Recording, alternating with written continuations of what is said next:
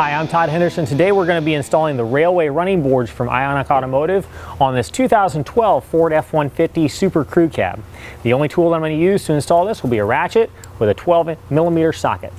Now here's your F-150 bracket. This portion of the plate is going to mount to the pinch weld and this to the rocker panel, pretty much just like so.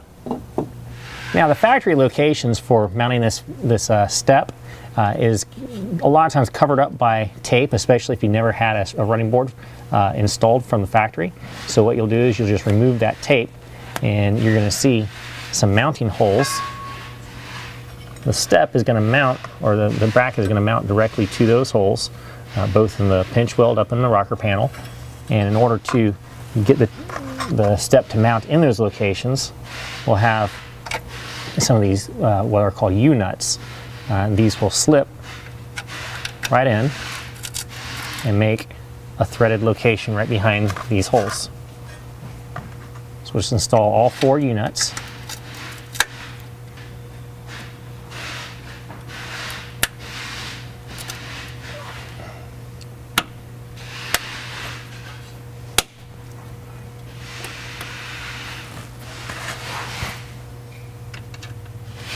Next, we're going to loosely hang the bracket with the provided bolts as well.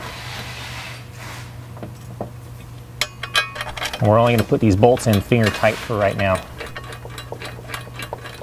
With the front bracket installed and those bolts in place, you can go back and tighten up those bolts. You start with the bolts on the pinch weld first and then move up to the bolts on the rocker panel. And the rear bracket installs the exact same way. It's the exact same bracket. Next, I'm going to take the running board and actually turn it upside down and set it on top of the brackets. Now take these square-headed bolts. You're going to have 4 per bracket. I'm going to slide them into the board like so. Do this front bracket or front track and also the rear track.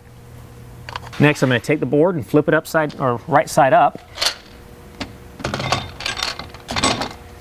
and set it over top. I'm going to crawl underneath and line the bolts up with the holes in the bracket. Now with the brackets lined up with the bolts, I can slide the board front and back and center it on the side of the truck. Next, for each one of the bolts that protrudes out of the bottom of the board, you want to throw 1 flat washer and then a flange nut over top of that, and then tighten it down with the same 12mm ratchet. You don't want to use an impact driver because you can actually pull the bolt through that aluminum track, so you just want to get them nice and snug.